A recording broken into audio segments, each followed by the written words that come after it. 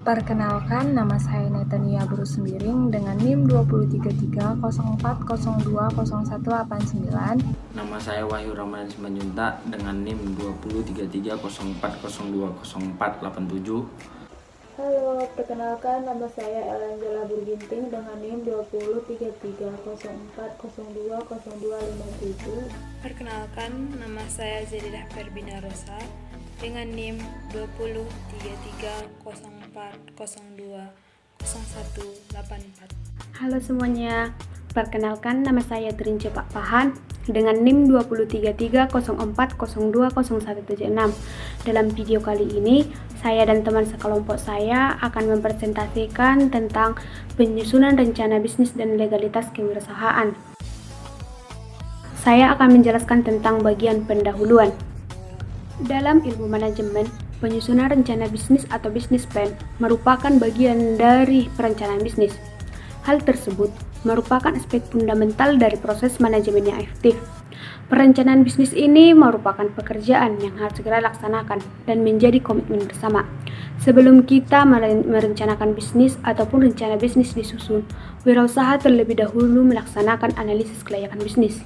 Gunanya yaitu untuk memastikan apakah bisnis yang akan dijalankan itu dapat berkembang dan sukses. Dan analisis kelayakan bisnis ini dan penyusunan rencana bisnis ini merupakan dua hal yang berkaitan dan menjadi salah satu faktor krusial yang menentukan itu keberhasilan usaha. Saya akan menjelaskan tentang bagian pengertian dan manfaat analisis kelayakan bisnis.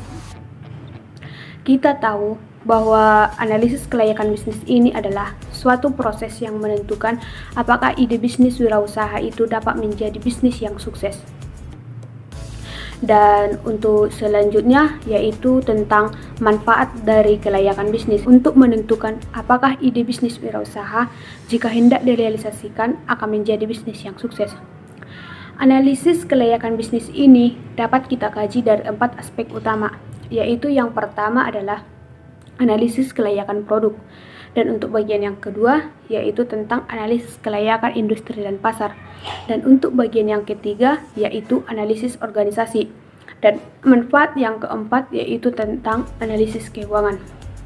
Dan untuk selanjutnya saya akan menjelaskan tentang pengertian rencana bisnis. Pengertian dari rencana bisnis adalah dokumen yang tertulis yang berisi deskripsi mengenai segala aspek internal dan eksternal ketika seorang wirausaha itu hendak memulai bisnis yang baru. Dan juga tidak tertutup kemungkinan bahwa rencana bisnis ini disusun oleh wirausaha ketika hendak mengembangkan bisnis yang telah dijalankan. Dan juga kita tahu bahwa ada manfaat dari rencana bisnis. Nah, manfaat rencana bisnis ini dapat kita tinjau dari aspek wirausaha dan juga investornya. Mungkin bagi wirausaha, rencana bisnis ini memiliki manfaat. Nah, saya akan memberikan 5 manfaat dari rencana bisnis. Nah, untuk rencana bisnis yang pertama yaitu sebagai pendorong wirausaha untuk melihat usahanya secara kritis dan juga secara objektif. Dan untuk bagian yang kedua yaitu analisis persaingan ekonomi dan keuangan yang terdapat dalam rencana bisnis, dan menempatkan wirausaha untuk teliti dan selalu berhati-hati mengenai asumsi kesuksesan usahanya. Dan untuk bagian ketiga yaitu seluruh aspek yang harus dimuat di dalam rencana bisnis dan mengharuskan wirausaha ketika mengembangkan dan menentukan strategi operasi dan hasil yang diharapkan untuk penilaian luar. Dan mungkin untuk bagian yang keempat yaitu rencana bisnis mengkuantifikasikan sasaran, menyediakan yang dapat diukur agar dapat membandingkan hasil dengan hasil yang akurat.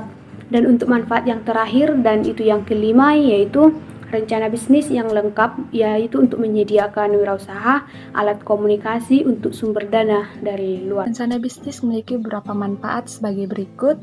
Yang pertama, menyediakan secara rinci potensi pasar dan rencana untuk mengamankan bagian pasar. Yang kedua itu ada mengilustrasikan kemampuan usaha untuk memenuhi kewajiban utang dan pengembalian atas ekuitas yang cukup. Yang ketiga itu ada mengidentifikasi risiko kritis.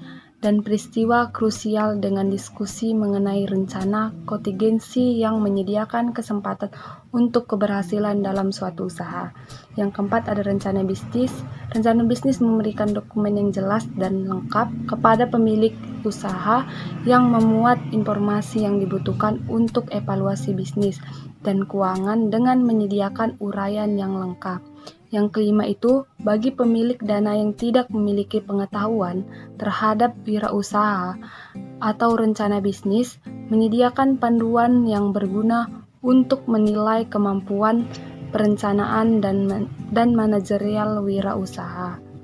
Dalam menyusun suatu rencana bisnis, terdapat elemen dan format yang harus direncanakan. Yang pertama, yaitu ada ringkasan eksekutif. Ringkasan eksekutif menguraikan bagian utama rencana seperti misi perusahaan dan tujuan target, pasar, produk, dan layanan paling utama, strategi pemasaran dan keuangan. Ringkasannya itu harus minimal 1-2 halaman dan harus meyakinkan si pembaca untuk meninjau rencana bisnis keseluruhannya. Yang kedua itu ada pernyataan visi dan misi.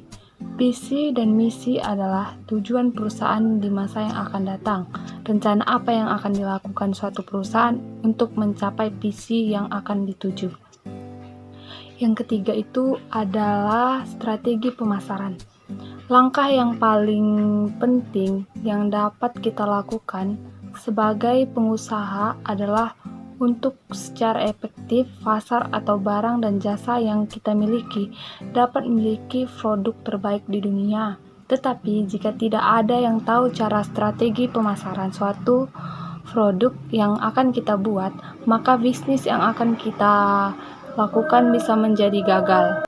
Adapun beberapa cara investor dan kreditor untuk menilai rencana suatu bisnis. Cara investor dan kreditor menilai rencana bisnis suatu wirausaha perlu mengetahui kriteria yang digunakan oleh investor dan pemilik modal. Terdapat 5 kriteria penilaian yang dikenal. Yang pertama itu ada capital, yang kedua capacity, dan yang ketiga ada collateral, dan yang keempat ada sector, dan kelima itu yang terakhir ada condition. Pendahuluan penting bagi wirausaha dalam menentukan bentuk kepemilikan bisnis. Di Indonesia, terdapat bentuk kepemilikan bisnis yaitu perseorangan, firma, perseroan komanditer, perseroan terbatas, dan koperasi. Pertimbangan awal. Menurut Skeboruk 2009, ada 8 aspek yang patut dipertimbangkan dalam menentukan bentuk kepemilikan bisnis, yaitu 1. Pertimbangan pajak, 2. Kemampuan menyelesaikan kewajiban, 3. Kebutuhan modal awal dan masa depan, 4. Pengendalian, 5. Kemampuan manajerial, 6. Tujuan bisnis, 7. Rencana suksesi manajemen, 8. Biaya pembentukan.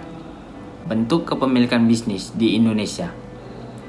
Terdapat 2 bentuk kepemilikan bisnis, yaitu tidak berbadan hukum dan berbadan hukum. Yang tidak berbadan hukum yaitu CP, firma, dan lain-lain. Yang berbadan hukum PT dan koperasi. Perusahaan perseroan. Perusahaan perseroan paling banyak diminati oleh wirausaha yang baru pertama kali memulai usahanya, dikarenakan belum ada peraturan yang mengatur perizinannya. Contoh, toko kelontong, pengisian pulsa. Keunggulannya, tidak memerlukan perizinan khusus, kebebasan berkreasi dan berinovasi. Kekurangannya, tidak ada pemisah antar harta pribadi dan perusahaan. Keberlanjutan usaha dipertanyakan. Firma. Firma adalah bentuk usaha yang didirikan oleh lebih dari satu orang. Bentuk kepemilikan ini biasanya digunakan oleh sekelompok yang memiliki keahlian sama. Keunggulannya, pendirian relatif mudah, kemampuan manajemen lebih baik. Kekurangannya, keberlanjutan usaha tidak pasti, tidak ada pemisah harta pribadi, dan firma. Koperasi adalah badan usaha yang beranggotakan orang, seseorang, atau badan hukum koperasi dengan melandaskan kegiatannya berdasarkan prinsip koperasi. Dalam mendirikan koperasi terdapat proses pemisahan badan hukum.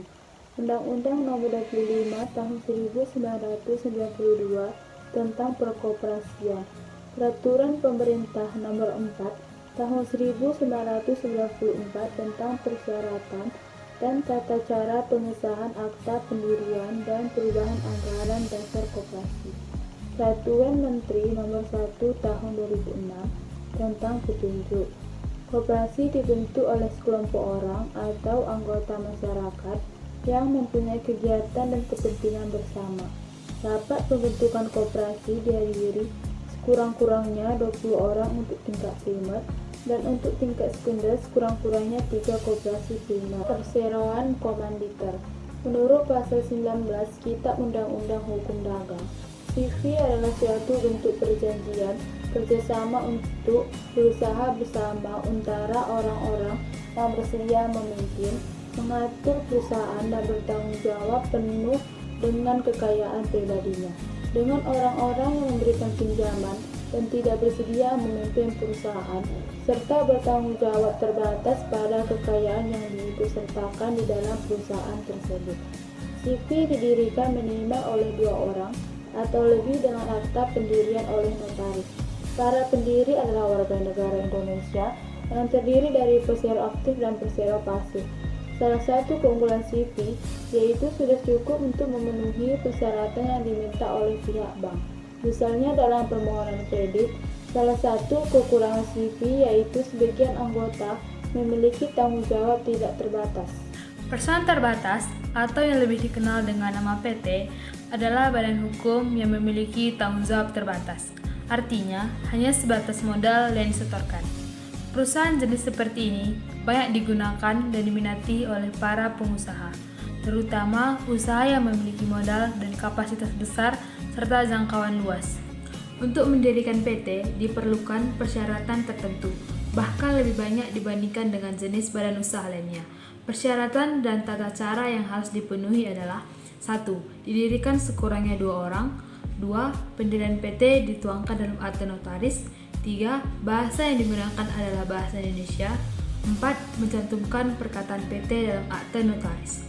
5. Disahkan oleh Kemenhukam. 6. Didaftarkan berdasarkan Undang-Undang Wajib Daftar Perusahaan. 7. Diumumkan dalam berita negara. 8. Memiliki modal dasar sekurang-kurangnya 50 juta rupiah.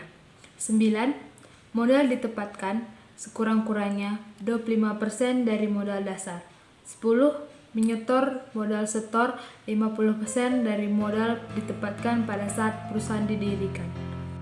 Tanda daftar perusahaan atau TDP adalah bukti bahwa badan usaha atau yang berbentuk perusahaan telah terdaftar berdasarkan Undang-Undang Nomor 3 Tahun 1982 mengenai wajib daftar perusahaan, bahwa pendaftaran perusahaan wajib dilakukan oleh pemilik atau pengurus atau penanggung jawab atau kuasa yang sah. TDP wajib dilakukan oleh pemilik perusahaan perseorangan, firma, CV, PT, koperasi, kantor cabang, kantor agen, atau perusahaan lainnya. Surat izin usaha, perdagangan atau perindustrian atau SIUP. SIUP adalah surat izin untuk mendapatkan melaksanakan kegiatan usaha perdagangan baik yang dilakukan oleh perusahaan perseorangan, perusahaan berbadan hukum, dan koperasi. SIUP dikeluarkan oleh Dinas Perindustrian atau Dinas Perdagangan berdasarkan domisili atau wilayah. SIUP digolongkan menjadi 3 bagian berdasarkan besarnya jumlah modal kekayaan bersih di luar tanah dan bangunan atau jumlah disetor dalam akte pendirian. Ketiga jenis SIUP adalah sebagai berikut. 1. SIUP kecil dengan modal 51 juta hingga 500 juta. 2. SIUP menengah dengan nilai modal 500 juta hingga 10 miliar. 3. SIUP besar dengan nilai modal di atas 10 miliar. Syarat pengurusan SIUP antara lain: 1. Surat keterangan domisili perusahaan. 2. NPWP. 3. Akte pendirian. 4. Perubahan atau perpanjangan TDP. 5. Foto direktur utama atau pemimpin perusahaan. Nomor induk berusaha atau NIP wajib dimiliki oleh para pelaku usaha agar bisa mengurus perizinan berusaha melalui OSS atau Online Single Submission atau perizinan usaha berintegrasi secara elektronik. NIP adalah nomor identitas pelaku usaha untuk dapat melaksanakan kegiatan berusaha sesuai dengan bidang usahanya. Nomor identitas tersebut terdiri dari 13 digit angka, di dalamnya terdapat pengaman dan tanda tangan elektronik. Fungsi NIP tak hanya sebagai identitas, tetapi NIP juga berlaku sebagai tanda daftar perusahaan, angka pengenal impor atau akses dan kepemilikan perusahaan, melakukan kegiatan impor maupun ekspor impor. Ketentuan tersebut tertuang dalam PP Nomor 24 Tahun 2018 tentang pelayanan perizinan berusaha integritas secara elektronik. Untuk bisa mendapatkan NIP, pelaku usaha wajib melakukan pendaftaran melalui OSS Republik Indonesia. Untuk pendaftarannya sendiri tidak dipungut biaya alias gratis. Masa berlaku NIP adalah seumur hidup atau sepanjang pelaku usaha menjalankan usahanya. Subjek perizinan NIP: 1. Badan usaha atau perseorangan. 2. MUKM atau usaha besar. 3. Usaha yang baru dibangun serta yang sudah ada sebelumnya. Operasional sistem OSS. 4. Usaha dengan modal yang berasal dari dalam negeri maupun modal asing.